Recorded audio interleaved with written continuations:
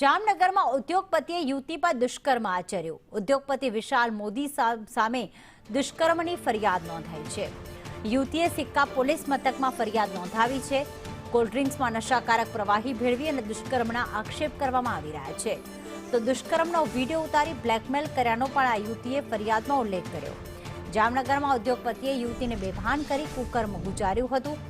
બેભાન કરનારો પ્રવાહી ભેળવી અને કોલ્ડ ડ્રિંક પીવડાવ્યું હતું। દુષ્કર્મ આચરી અંગત પરનો વિડીયો શૂટ કરીને બ્લેકમેલ કર્યાનો આરોપ લાગ્યો છે। તો જામનગરના એક ઉદ્યોગપતિએ ખાનગી ફાઇનાન્સ કંપનીમાં નોકરી કરતી એક યુવતીને બેભાન કરી તેના પર દુષ્કર્મ गुजारानी फरियाद दाखिल થઈ।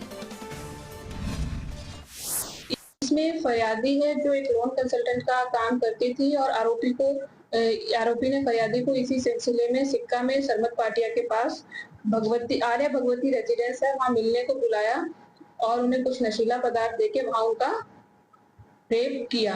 ये बनाव फरवरी 2024 का है।